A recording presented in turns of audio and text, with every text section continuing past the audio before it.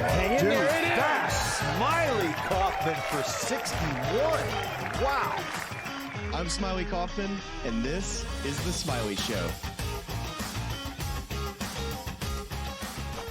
We are back on The Smylie Show.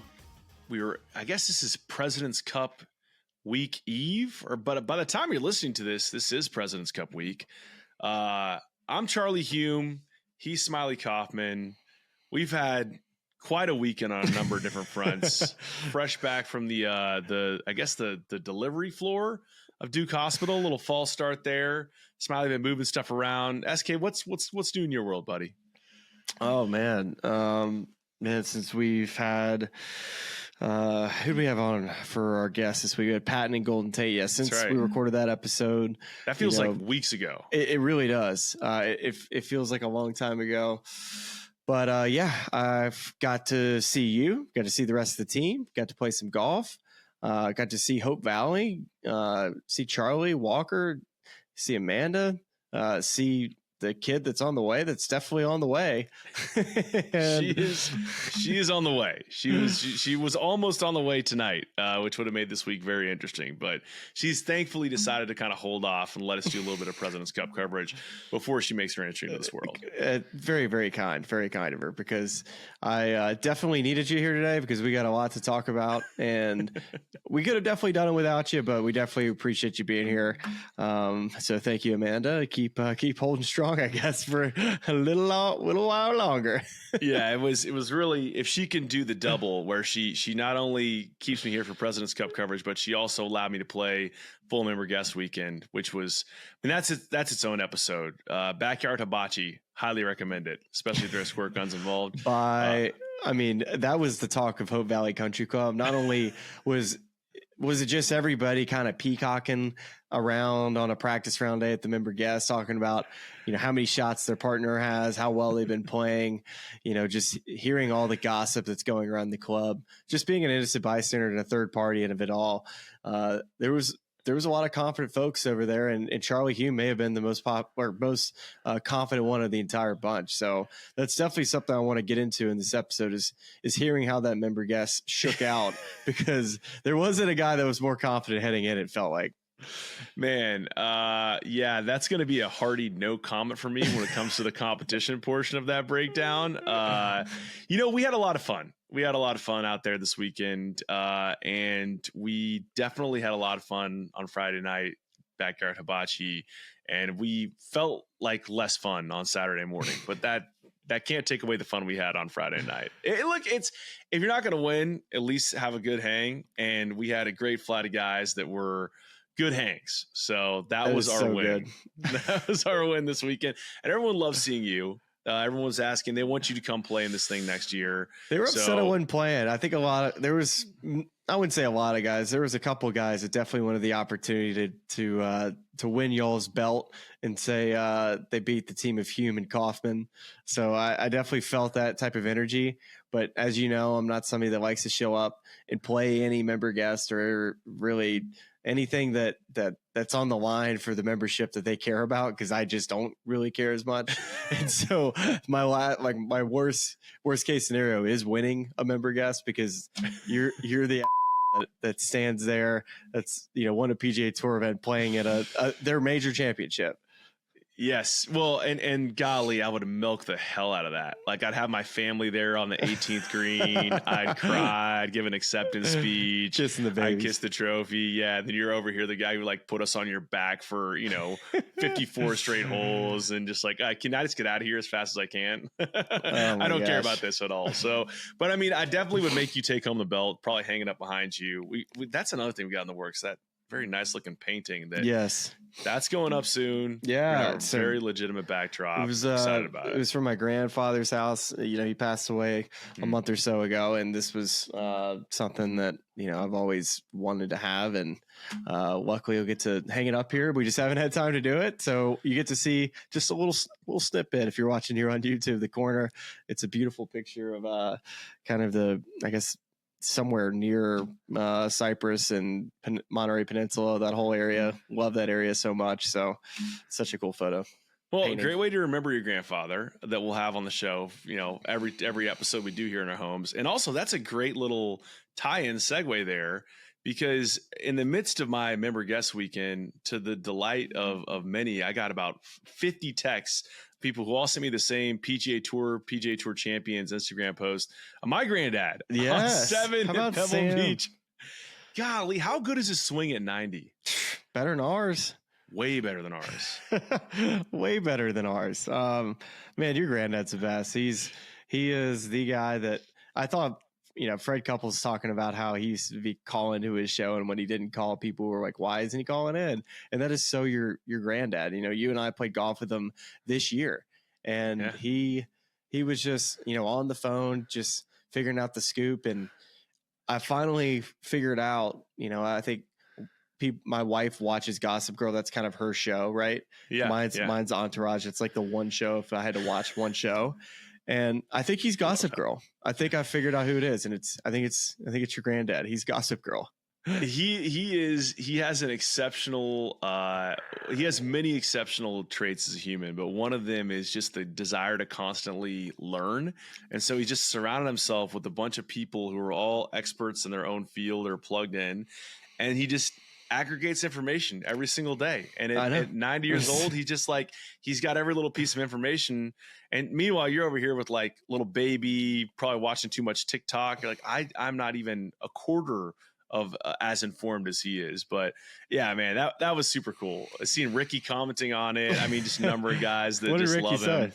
He just said absolute legend. Love you, Sambo. Yeah. They all call him Sam. It's weird. I call him Pop. Everyone else calls him Sambo. But no, I mean, that was it is kind of fun to see that and having arrived where we have now in the world of golf. Like, I've worked in media for most of my life, but not in the world of golf, and to be here and have that connection to him, and just think of how thankful I am that he put a club in my hands when I could stand up, whenever that was, when I was 1 or 2 years old, about the same age as Walker, and fell in love with the game the way I did. Now here he is, just the social media star. Freddie Couples loves him. So that was, cool one. Very cool one. Pretty cool. Pretty dang cool. Your granddad's the best. And we have a couple of segments. We have a couple of topics of discussion, both on today's show and then on a fuller preview show that you're going to hear later this week or watch later this week. Once Smylie is in Montreal, on site at Royal Montreal, we're going to dig into some stuff there. But on the front end, we still have some team stuff we want to talk about, some potential pairings. But there is some actual golf action this weekend that's worth getting to. DP World Tour. You and I were just live texting this playoff. Yes, we were digging it. Loving it. I thought it was awesome. So 3-man playoff, Tristan Lawrence, Rory McIlroy, Billy Horschel. First hole, Tristan played his way out of that one after kind of missing a drive outright, and then depositing his third shot into the water. But Rory and Billy both make birdie on that first hole and then play a second playoff hole. And Billy Horschel, with an eagle, denies Rory for a second straight week. So let's just kind of start with, this week felt less of I don't call last week a failure for Rory, but just less of a maybe gut punch, given that last week was at Royal County Down. He had it. He was right there. It was his National Open. He gave it a good go this week, and Billy Horschel just bested him with an eagle in the playoff. All you can really do is kind of shake his hand and keep him moving. Yeah, there's definitely a larger conversation I kind of want to get into when it comes to Wentworth, when it comes to the Irish Open. But yeah, I think the conversation will be about, again, Rory not winning, but this was a total different circumstance. And you just said it perfectly, right? For what Billy Horschel did down the stretch and what Rory did too, like last week he was defined by what I think a lot of people would remember, the 3-putt that he had on the 17th hole, where he's in control for the most part of this golf tournament. He's got a couple groups in front of him, Rasmus Højgaard, that just kind of gets hot late, birdies the holes that he should down the stretch. And Rory unfortunately made a couple of key mistakes, 2 bogeys in those last 5 holes. So when it comes to this week, and Rory gave himself a great opportunity last week on that 18th hole, but he was in that final group. He was in control, not in the golf tournament, but it seemed like he was in control of his game.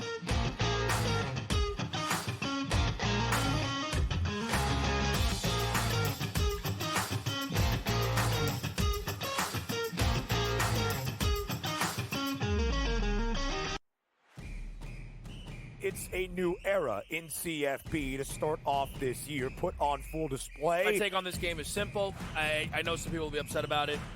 Good riddance to the Pac-12. Can you do it in terms of a week to week to week?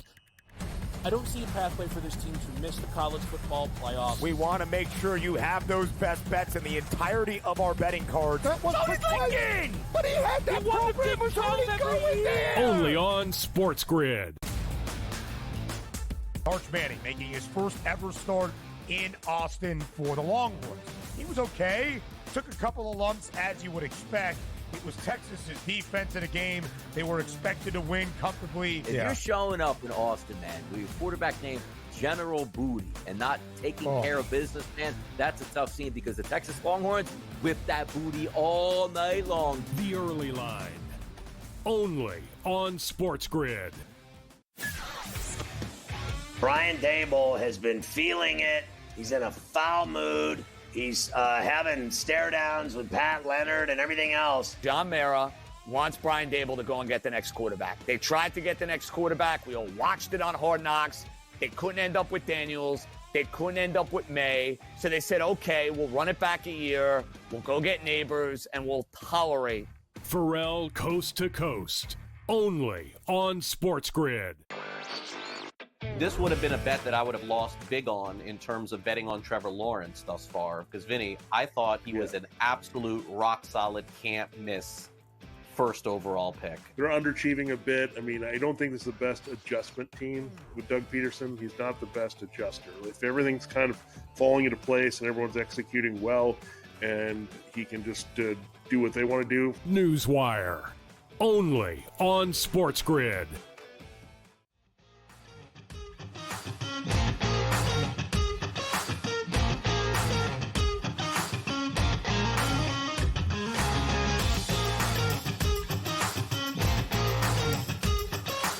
Well, we are, I guess, multiple minutes into the show now. We have lots of golf that we do need to cover. We have lots of President's Cup preview that we need to do. But here's the place we got to start, Smylie, because we're packed this week. We got a lot of supporters of the show. We're thrilled to be supported by the Recovery Pin this week. And this is something that we've been lucky to have a lot of sponsors on this show of things that we love using and enjoy using. And so Smiley's got his right here. I'm holding up mine right here in this cool little leather case, and you can pull this thing out. And this is something that we were both, as you'll see whenever we drop this Tobacco Road project, you'll see us using this pen out in the range. I watched you use this in my kitchen, whatever day that was, to kind of work on your knee, on your back, on your shoulder. You name a body part, you had the recovery pin on it. And it's I'm not going to attempt to fully explain the science to you, but I do know this. It's a couple different things. It's trigger point pressure. It's magnetic field therapy. It's got some negative ions going on. A lot of scientific. We're not a science pod, among many other things. But what I do know is you put this recovery pin on a point that's giving you problems, and you'll know when it's giving you problems. And you get that trigger point pressure going for like 30 to 45 seconds on a spot. You keep that pin next to you. Do it a couple times during the day. You do it when you're out on the golf course and you're playing around. And we've both seen a lot of benefit from it. I think so, definitely. And for me, as you can see, I need to hang up this painting here behind me. But we've been doing a lot of stuff around the house, moving a bunch of boxes. And I was moving actually this new desk that I'm on now. It was very heavy along with other things I was lifting. And my knee was shot the day that I got to Tobacco Road. And I told you guys that it was going to be a struggle that day. And I was worried. So that night before I iced, I actually put the recovery pin on the knee, as well as other body parts that needed some ailment, some help. But I got to Tobacco Road, and luckily you had the pen. And first off, it is sharp, and it's something that you should not pass to one with the this side, the sharp pointy end to the person. You actually, there's a cap you can put on it and then pass it to somebody. we were playing a match, so I was trying to maybe just maim you a little bit. You know, maybe kind of see what I could do. I just assumed that you weren't giving me the sharp side. So I grab it and I was like, oh my gosh, are you serious? And anyways, it's from what I, since I've had this for a couple of weeks now, I'm somebody that really is somebody that's that's used just about everything when it comes to recovery devices. And I've really liked just how sharp and how alleviating the pain it can be for me, like traps, neck, and even like sometimes when I get a migraine or a headache, you're able to put it on your head. I know it sounds wild, but I mean, within 30 seconds, I can tell just a difference in how I'm feeling. I've had hand and wrist issues as well. So I'll basically go up and down my forearm all the way into my hand. And I feel something like deep in my muscles. I don't know how to explain it, but it's almost like a TENS unit would be the best way to probably describe it, but it's without not needing the battery and which makes it all the more usable. But it's not a TENS unit. It's not something that like you just feel like your muscles like cramping up. It just, you could feel something's happening deep within your muscles and your body. I'm all for circulating blood flow because I love the terminology of, if you're not circulating blood flow, you ain't doing it right, bro. You're doing something wrong. There's something to the trigger point pressure. I like to show off my nice little spinal surgery scar, and I still have that same spot right up here, even past the surgery. And this pin on that spot just does me wonders. So you know what the best thing about it is? Shoot, portable, easy to like. You can put in your golf bag. You never have to worry about it. You can just throw it in there, especially for somebody like me who gets like a right trap and neck that'll lock up probably once, 1 out of every 10 rounds that happens. And sometimes like devices I've used in the past to try to alleviate that just almost aggravate it more. With this, in my time in using it, I felt like it's helped more than anything, especially like when I get those just muscle spasms that just come out of nowhere and you just feel like you're locked up, which you saw that happen to me as well with my lower back. That's why I feel like Amanda when she was watching me in your guys' home, and she's like, this guy is just he's a rehab problem. Like he's a guy that he's not going to stop. He's a fidgety guy. And that's kind of who I am. Yeah. That whole scene at my house was hilarious. Cause it was like, you just chilling out, just doing your thing, very Matthew McConaughey vibes. I'm getting my work in my recovery pin. And it was just me, a ball of anxiety, just running around trying to make sure I had coolers packed for member guests and what time's my partner getting in, and all these sorts of things happening. And just, I think the whole thing's just really tickled her. So that's a real tangent from where we started. But what we will say is you got to go check them out, therecoverypin.com. Super, easy tool to use. Like Smylie said, very portable, throw in your golf bag. Basically just don't get it wet. Anything else past that's gravy. Should help you a lot if you're a guy that has some aches and pains and stuff that kind of bother you. Exactly. Just don't hand it to somebody at the sharp end like you did to me. Like, unless you're about to play him. If you're going to play him in a match, just pick a spot where you're going to inflict amount of damage that, maybe is worth a shot or two, and then try that.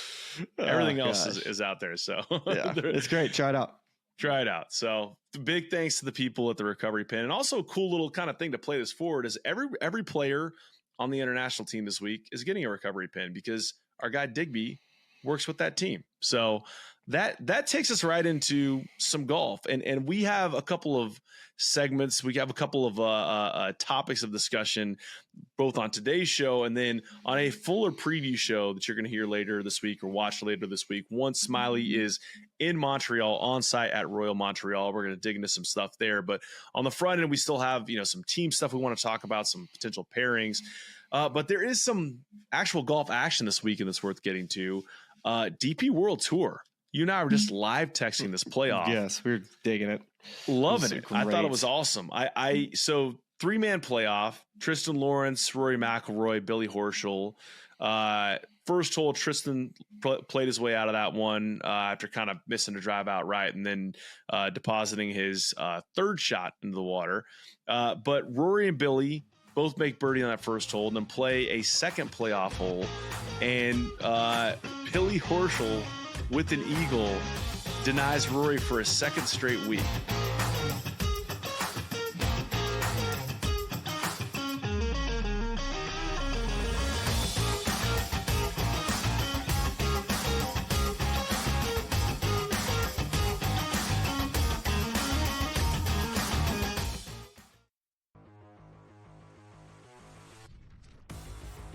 Do we have a fantasy star on our hands here, George? Here is the question with Jaden Daniels of the Washington Commanders. A lot of folks went into the fantasy season saying, hey, look, maybe this isn't Anthony Richardson, but it could be the next best thing. I'm here to tell you, I don't know. I'm sort of feeling like Daniels could be better than Anthony Richardson.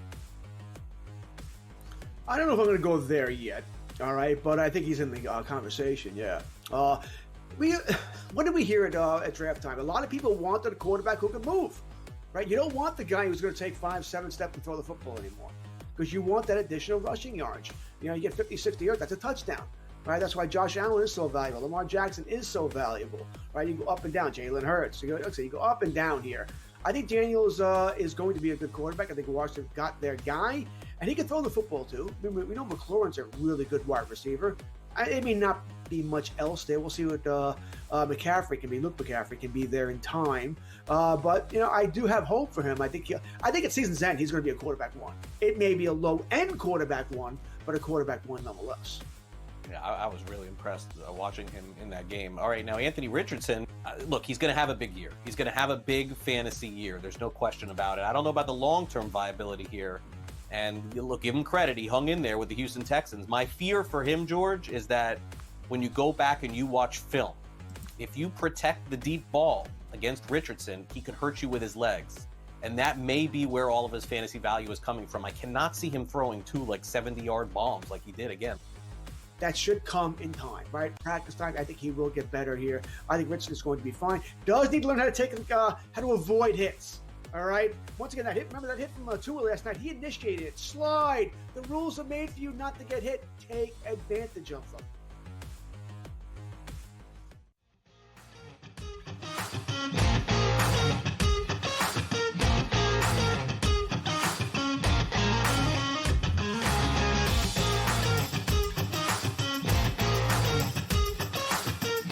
Got my gear on. I'm ready to defend the cup. President's Cup is here, Smylie. And in addition to stuff we got to talk about, we have another presenting sponsor in the mix this week that we're thrilled to be partnered with, Ahead. So Ahead they're a strategic partner for enterprise clients. They're helping them navigate the path toward digital transformation, much like an expert caddy, reading the course ahead and providing the winning combination of equipment and execution. You can check out www.ahead.com right now to learn how Ahead can accelerate your impact. But Smylie, right now, Ahead's here to help us produce today's show. So thank you, Ahead. We're talking about expert teams right now. All so right. Ahead's got one of the most talented rosters in the world with more than 1,600 engineers, and each one of those engineers is obsessed with client success. With more than 3,000 certifications, their deep technical expertise makes them adept at integrating complex technologies into holistic digital platforms. That's on the Ahead side. We had to talk about 2 more very talented rosters, these ones assembled by Jim Furyk and Mike Weir. We've talked a little bit about this on the show before, Smylie, but the captain's picks. And I think there's no better segue than the topic we just came from, where we just watched Billy Horschel win the BMW PGA Championship, wondering if he should be on the team, looking at past resumes of guys that maybe got left off. Here's a place I want to start because I think it's kind of interesting from a picks perspective and just looking back at some of the research packets.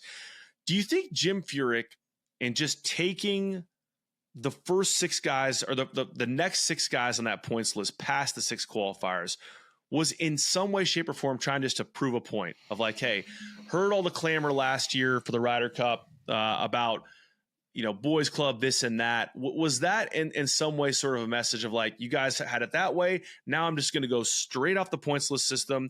There can't be any critique of me at that point. You know what? There's so many stats, guys, that they use. They have all this information, all these analytics to help build these teams, and it's a very difficult thing to do. And I think with how it shaked out, that it just happened to be the top 12 guys on points and the best as far as like when you move up and down the official world golf rankings, it actually was the best 12 that the United States has at this point. It makes you, I guess, maybe besides like Bryson, I assume he's probably up there, but he's not eligible. But with that being said, I still, it's so difficult to do, right? I can make a case for Billy Horschel. I can make a case for Akshay Bhatia. I can make a case for Justin Thomas, and I can make plenty of cases for guys that are on the team that shouldn't be on the team. But it's Jim Furyk's team. He's got assistant captains to help make these decisions, and I think the golf course plays a huge part in how and why these guys were picked. But I think they got their work cut out for them. I really feel like this international team is very underrated. I'm interested a little bit in the picks on the international side to see how they perform, but I was impressed with how Mackenzie Hughes has played this year. He's got a very hot putter, and he's a guy that I felt like was a pick that was much more of a reach, I would say, from the Mike Weir side than I feel like Jim Furyk had an opportunity to reach for a player or two. If he wanted to go grab a guy that's 16 or 17th on points, like maybe a Billy Horschel, who's had a very hot run, that would have been a captain saying, you know what, I'm trusting my gut on this. I'm going with Billy Horschel, and then he wins at Whitworth. You're like, you know what, that would have been a great pick looking back. But now with the way these teams have shaped up, I think that it's going to come down to, like, when you and I have read the research documents, I was shocked, absolutely shocked, that the international team has been so competitive, but it's just been the foursomes play that has killed them. And you wouldn't think that would be something that would be such a struggle. I'd say the best ball, not foursomes, the best ball, which is where they play their own ball, and for the most part it'd be all the birdies. Like, I would have guessed the foursomes play, which is the alternate shot, would have been the issue. It's interesting. You sent over a stat packet that I was really enjoying digging into, and there is one kind of big stat indicator where when the Americans go on the road, that scoring, even though they've won every time, but they've lost once and they've tied once and have won every other iteration of the President's Cup. But those away games get a lot closer in terms of scoring than the home games do. And so that's why I'm intrigued to see this iteration of the President's Cup. And it's being played at a venue. This is the third repeat host of the President's Cup. Royal Montreal also hosted a 2007 iteration of this event that Jim Furyk actually played in.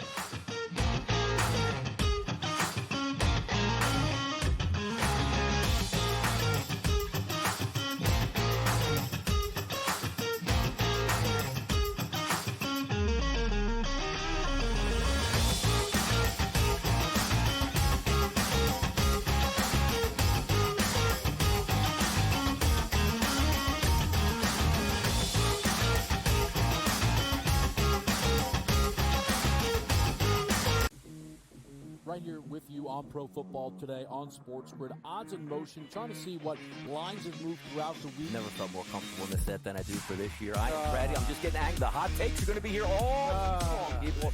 What in the world is going on in Miami, Dom? It's not particularly anything to shy away from just because many people are on top of it. Hot take, hot take. I think this line is asking you once again to take New Orleans. Pro Football Today, only on SportsGrid. Simply put, the only way to bet this is over under win total. I love Tyronn Lue. I think he's one of the 5 best coaches in the league. But my dear friend George Sorlis told us to me a long time ago, you can't win if you don't got the talent. Unfortunately, I don't think the Clippers have the talent to match up. Betting above the rim, only on SportsGrid. Brian Dable has been feeling it. He's in a foul mood. He's having stare downs with Pat Leonard and everything else. John Mara wants Brian Dable to go and get the next quarterback. They tried to get the next quarterback. We all watched it on Hard Knocks. They couldn't end up with Daniels. They couldn't end up with May. So they said, okay, we'll run it back a year. We'll go get Neighbors, and we'll tolerate. Pharrell Coast to Coast, only on SportsGrid. This would have been a bet that I would have lost big on in terms of betting on Trevor Lawrence thus far. Because, Vinny, I thought he was an absolute rock-solid, can't-miss first overall pick. They're underachieving a bit. I mean, I don't think this is the best adjustment team with Doug Peterson. He's not the best adjuster. If everything's kind of falling into place and everyone's executing well and he can just do what they want to do. Newswire. only on SportsGrid.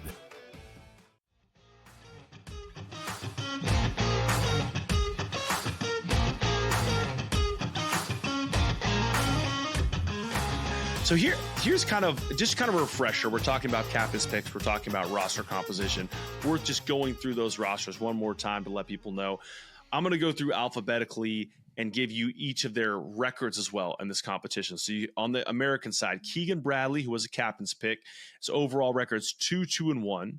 Sam Burns, also a captain's pick, overall record 0-3-2. Hold on, can I stop you there? Well, that is one that I want to get into later in the show. We're talking about pairings because I know where you're going with that. I'm just gonna say that Sam Burns, I know where you're going that with that. President's Cup played way better than that record. And that is why later in the show I want to dig into whether we should be trying some different pairings, and also whether his partner that he took to that record, because both of them were rookies last time out, if that guy's going to be a little more motivated this time around to kind of turn that ship around. So continuing down the list, Patrick Cantlay, 6-3-0. Wyndham Clark, a rookie in the President's Cup, of course, played his first team event, the senior level at the Ryder Cup last year. Tony Finau, captain's pick, 3-2-3 lifetime. Brian Harman, another captain's pick, who is a rookie this year, but obviously, again, played in the Ryder Cup last year. Russell Henley, captain's pick, and a rookie in any senior international competition for the Americans. Max Homa, captain's pick, 4-0-0 in his first time out. Quail Hollow last year, despite struggling of late on the tour. Colin Morikawa, lifetime 2-1-0. Xander Schauffele, lifetime 6-3-0. Scotty Scheffler, lifetime 0-3-1. And Sahith Theegala, a qualifier and a rookie on this team. So you know the one that stands out the most, the record for Sam Burns and Scotty Scheffler. Any other guys on that list you're surprised by either their level of experience, their lack of experience, their record, anything that pops to you when you go through that roster list and hear how they played lifetime in the President's Cup? Yeah, it's just if you would have showed me that this was the team at the beginning of the year, I would have been surprised by a couple names. But I think this team in general, I'm just curious how they're going to gel, like from a chemistry standpoint. You know, you've had, such an old guard that's been a part of so many of these teams, Tiger Woods, Justin Thomas, Jordan Spieth. These have been the guys that have been the leaders and the players that have been in these rooms year after year. None of those three guys are there this year. Brooks Koepka, Dustin Johnson, like those are the guys we've been used to seeing on these teams, as well as the Bryson DeChambeau. So I just want to see how this team is going to gel. And when I look at just how, these teams, sometimes the composition for picks can be made just to see how, who does get along with each other, who can play well together. But I think a guy like Keegan Bradley playing his way onto this team, he seems to me to be a player that not only can bring the game, but also I think can bring a little bit of veteran experience, knowing that he's going to be a potential captain. I think he'll take more of a leadership role on this team. When I think about the best players in the world, you got Scotty Scheffler and Xander Schauffele. They both are kind of, I know Scotty's super competitive and Xander just is a guy that, puts the tee in the ground and goes and gets the job done. But I think it's nice to have vocal leaders as well outside of a captain. And I think Keegan Bradley and maybe even an up-and-comer like Sam Burns, and Wyndham Clark, he's never been, he doesn't hold back in interviews as well. So I think that's the part I'm looking forward to the most. Besides the golf, I think the golf will sort itself out. I think that how this team is going to gel is going to determine if they're successful or not. I think the golf is good enough, but are these guys willing to play for one another and rise to the challenge? Because I think when you look at the record, right, Charlie, the U.S. has been really successful. How motivated are they to win? I think I agree with all that. I think it's an interesting. You watch the Americans through a different lens than you watch the internationals, fair or not, because of that historic record in this competition. If it was closer, it'd be more about just wins and losses and best team. But this is almost like I want to see how these guys play in this environment, so that I can see how they're going to handle Bethpage Black next year. And I think that the ones I have pinpointed that I find very intriguing storyline wise are, to Wyndham Clark. I think Wyndham took a lot of flack, fairly or unfairly, after their performance last year in Rome. I think definitely that's something that he probably has processed and even talked about the preparation needing to take it to a different level for this time around. So I would not be surprised to see him come out firing in Montreal and really say, because this is 2 road games in a row for him, right? Going from Rome to Montreal, and it's like, playing in a hostile environment. This is going to be a really good experience for him. So I think that's what I'm paying attention to. I think Tony Finau, a guy, anytime like you're on a team, you have all the talent in the world, then you have a dip in form and missed out in the Ryder Cup team last time around, like making it back there, I think it is big in terms of saying, all right, I need to prove that I can stick here and belong and I can keep my form up. And iron play has been phenomenal. So I'm excited to see him show up and play in Montreal. And I think Russell Henley is just I was about to say the same thing. So intriguing. Like, what if this guy just shows up? We know he's a phenomenal player. We know his like ball striking stats are, off the charts good. Like, what if this guy just shows up and he's a match play dog? No one can beat him. He's just one of the most solid performers. And you have yet another name in that mix every single year where you're like, golly, but you can't leave Russell Henley off this team because he's just indispensable in this format. Those are the 3 I'm really intrigued about. I think you just bringing up Russell Henley, and at the very beginning of this, I talked about Sam Burns, and if you would have looked at his strokes gained as far as how well he played at Quail Hollow and just got nothing out of it. Like if it was a stroke play event, he would have won. That's how good he was playing, and unfortunately just went up against guys that just happen to have great matches as well. He played some with Scottie Scheffler that week. And if you were to split up those 2 guys, I really think that Scottie Scheffler, I think, would pair up so tremendously well with Russell Henley. And the reason why I say that is not necessarily just their games. Like Russell Henley's a great iron player, good wedge player, good putter as well. Not the longest hitter, but I just think that when you compare or when you look at these 2 guys, I think they're just so competitive. When you look at anything that they do, they just, if you're playing whatever sport it is, like Scottie Scheffler wants to beat you in whatever it is. And Russell Henley, go look at his history. He was an all-state basketball player, just a gritty type of point guard, a type of guy that you knew was going to block up the best guy on the other team, but also couldn't go get you a bucket. I think there's something to be said for that when it comes to match play, when you just got to go and beat the guy in front of you. So I think you put 2 competitive guys on the same team, as well as I think you maybe even a gritty Brian Harman, like is also in that same category that could pair well with Scottie. But we'll see, I think we've had all these, pairings with, Jordan and JT and Patrick and Xander. We think Sam and Scottie, but they're good friends, but I'd be interested to see if maybe Sam finds his guy in this President's Cup. And then let's see if Scottie finds his guy that we might talk about as, this is a heck of a partnership. I'll listen. I have lots of thoughts, but you're jumping the gun. You're jumping my Saki squirt gun a little bit here. So I have this programmed in the latter part of the show. We are gonna dig into pairings, and I cannot wait to do that. It's one of my favorite things to do whenever we have a Ryder Cup or a President's Cup come around. So I'm holding there. I'm going to switch over to the international team because same thing. Let's just do like overall lay of the land, talking about these guys individually, the team composition, the picks that Mike Weir made. So running through alphabetical order on this team, been on overall record in this competition, 1, 2, and 2. Christian Bezaden out, who was a captain's pick. This is he's 1-0-1 lifetime in this competition. Corey Connors was a captain's pick, 0-4-0 in this competition lifetime. Jason Day, lifetime 5-11-4. He's played in 4 President's Cups. Mackenzie Hughes, captain's pick, is a rookie. Sung J M, 5-3-2 lifetime in the President's Cup. Siwoo Kim, who was a captain's pick, 4-3-0. Tom Kim, who made his debut at Quail Hollow, 2-3-0. Minwoo Lee, who was both a captain's pick and a rookie. Hideki Matsuyama, who's 7-10-5 in the President's Cup. Taylor Pendrith, captain's pick, 0-4-0. And Adam Scott, who is a lifetime 18-25-6. He's played a lot of matches. Having played in 10 President's Cup. I love that. Dude, Adam Scott is our like Iron Man, like Cal Ripken, but maybe even better than Cal Ripken overall. The guy's like his major streak is insane. He's played a zillion of these President's Cup. I just had to start there. Like before we get to the team, I have so much love and respect for what Adam Scott has done in the game of golf. Oh gosh, yes. I mean, he's been on a lot of losing teams, and he'll tell you that, right? But he's been a part of the process in building a culture, right? I mean, yeah.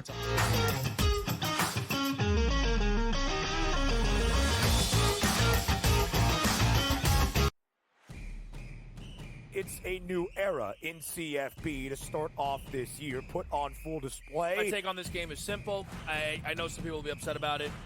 Good riddance to the Pac-12. Can you do it in terms of a week to week to week? I don't see a pathway for this team to miss the college football playoffs. We want to make sure you have those best bets in the entirety of our betting cards. That was Lincoln! But he had that program was already going there. Only on SportsGrid. Crew has already clinched the National League. Said they're 2 games behind LA. That being the Dodgers, trying to maybe get the 2nd seed in the National League standings for October. Both of these teams have a chance to score some runs against these pitching matchups, so maybe another over, even though we do have a playoff atmosphere. And yes, Milwaukee did clinch, but there's still an eye on the prize of we might be able to chase down the Dodgers and also the Phillies to get one of those buys. The early line. Only on SportsGrid. Brian Dable has been feeling it.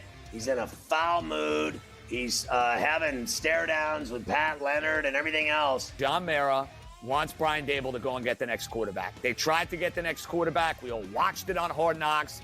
They couldn't end up with Daniels. They couldn't end up with May. So they said, okay, we'll run it back a year. We'll go get Neighbors, and we'll tolerate. Pharrell Coast to Coast. Only on SportsGrid.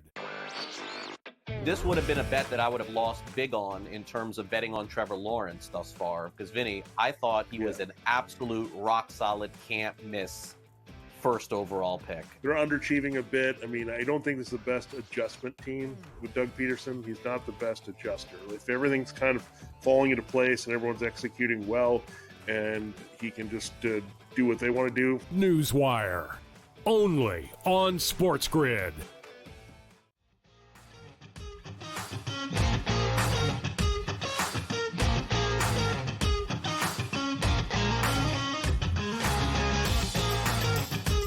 Let's wrap up here with a big thanks to Ahead for the production assist on the expert teams segment there, and look forward to the rest of this week of just a lot of other segments like that supported by Ahead. But we're now going over to the next Ahead supported segment here. One of our favorite exercises. We're looking at these rosters. We're making match play teams, and once again, Ahead providing us some support. So Ahead builds and manages digital platforms that power the most successful organizations in the world. Their consultative approach, unmatched engineering, and innovative solutions combine to accelerate the impact of technology in every client they serve. Ahead also has incredible long-standing relationships built on outcomes and experience with both their clients and some high-profile technology partners. And once again, you can learn more about all of that by going to www.ahead.com. So, Smylie, just like Ahead, there are some key trust-based relationships on the American and international sides. Let's get into it. Let's start. Do you want to go Team USA first, or do you want to go international first? Start putting some guys together on these match play, these 4-ball and foursomes teams. Yeah, no, let's just keep on that international side. I feel like there's a way in which we can kind of sort through to see who would pair best together.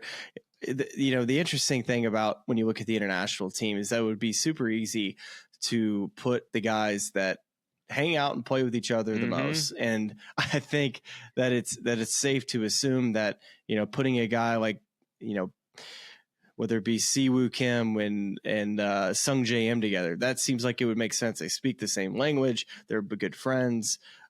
That's kind of the way I seem to want to go, and see Jason Day playing with a Minwoo Lee. That just makes sense in my mind, or a Minwoo Lee with an Adam Scott. That would get me excited. I sure would love to see Day and Minwoo Lee on that team, because they would show up with some swag. Oh, without a doubt. I mean, I think the interesting thing in looking through the stats packet that you sent over is looking at the difference in what you can just gather from a face or just a treetop strategy perspective of how both sides do their pairings. Like on the American side, you can look through and it's like, yeah, it's clear that once that guy found his partner, he played the majority of matches with that guy. Whereas there's definitely on the international side more of a mix. Now, maybe part of that is if you're getting beat a lot, you're trying new stuff. And so there's naturally going to have to be that partnership didn't work. We try the next one. And I also think that there is this interesting thing happening where, Jason Day was on the 11, 13, 15, and 17 teams, but wasn't on the 19 team or the 22 team. And then you go right down. Sung J M wasn't on any of those previous teams, but he was on the 19 and 22 teams. So just looking for patterns, there's not necessarily a ton there for some of guys of how you're going to kind of mix them together. I like what you've just thrown out from the gate, which is, let's first and foremost get Minwoo Lee with an experienced Aussie, whether that's Adam or Jason Day. I think both kind of suit.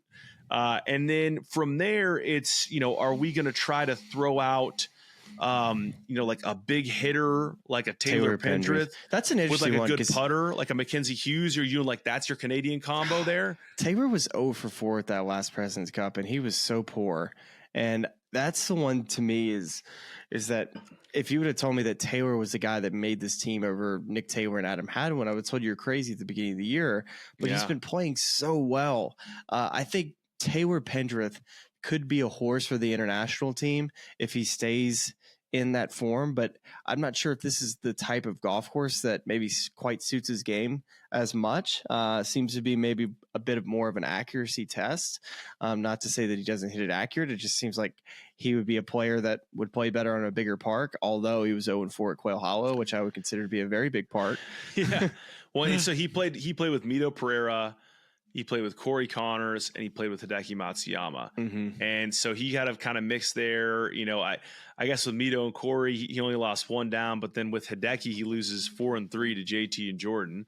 And then so we talked a little bit about Adam and Jason Day, but looking at a guy like Hideki Matsuyama, who's obviously been in good form of late, he played with Adam and lost, and I guess he lost 1-1, lost to Cantlay and Xander, beat Cam Young and Colin Morikawa, played with Tom Kim, lost that match, and just mentioned played with Taylor Pendrith, lost that match. So like finding a partner for Hideki, I'm wondering if do you stick him with a vet like they did to kind of varying success at Quail Hollow with Adam Scott, or are you trying to pair him with a young guy because he has experience in this competition?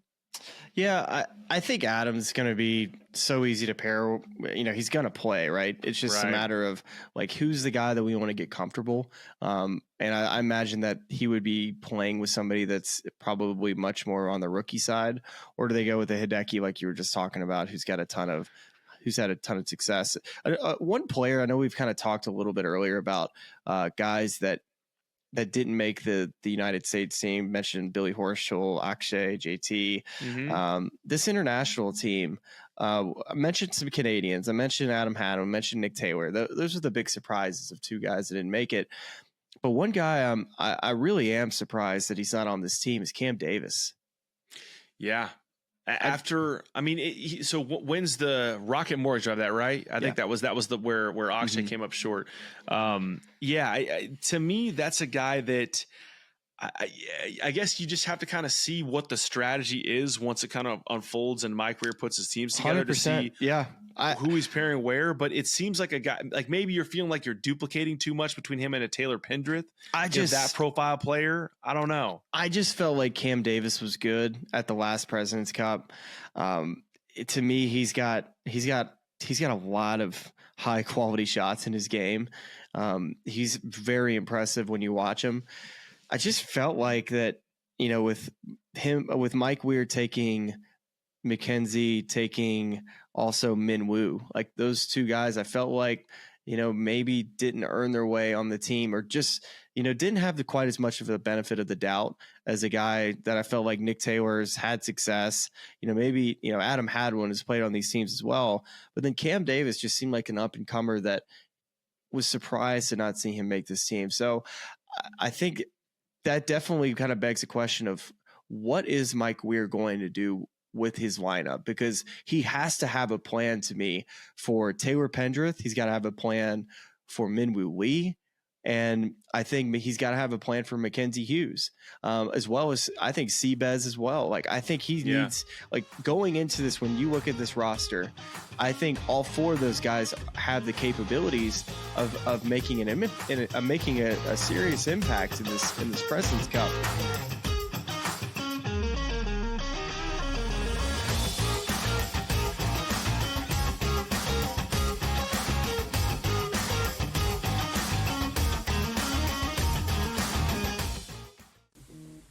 Right here with you on Pro Football Today on SportsGrid. Odds in motion, trying to see what lines have moved throughout the week. Never felt more comfortable in this set than I do for this year. I am ready. I'm just getting angry. The hot takes are going to be here all long, people. What in the world is going on in Miami, Dom? It's not particularly anything to shy away from just because many people are on top of it. Hot take, hot take. I think this line is asking you once again to take New Orleans. Pro Football Today, only on SportsGrid. The sharpest football contest show in the land, the Las Vegas Football Contest Show, focuses on Circus Sports Million, Circus Survivor, and the Westgate Super Contest, handicapping the games and releasing our contest picks every week of the season.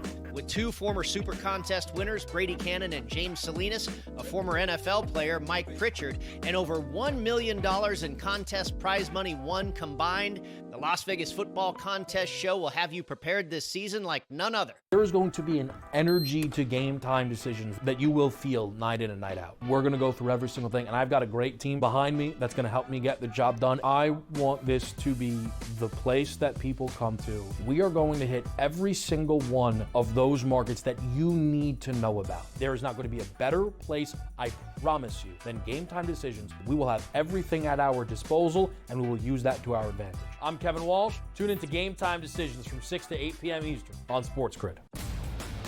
Brew Crew has already clinched the National League Central. They're 2 games behind LA, that being the Dodgers, trying to maybe get the 2nd seed in the National League standings for October. Both of these teams have a chance to score some runs against these pitching matchups, so maybe another over, even though we do have a playoff atmosphere. And yes, Milwaukee did clinch, but there's still an eye on the prize of we might be able to chase down the Dodgers and also the Phillies to get one of those buys. The early line, only on SportsGrid.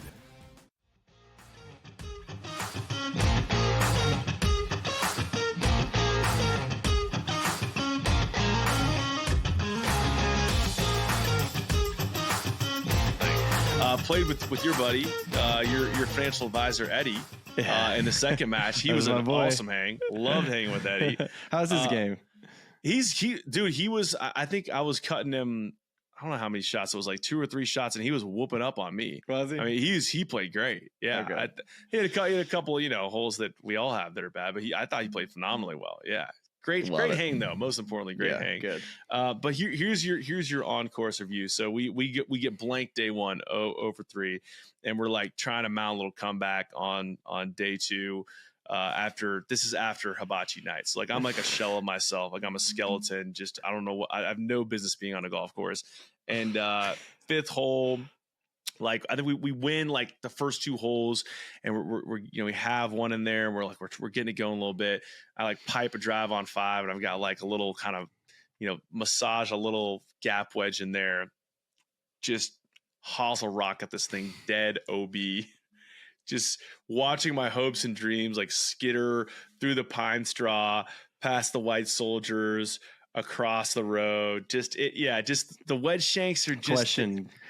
Brutal. Did you go walk across the road or into the house to retrieve the ball? Did you go get it? I actually, this is where I will throw my partner under the bus. I was like you go get that ball. Like that's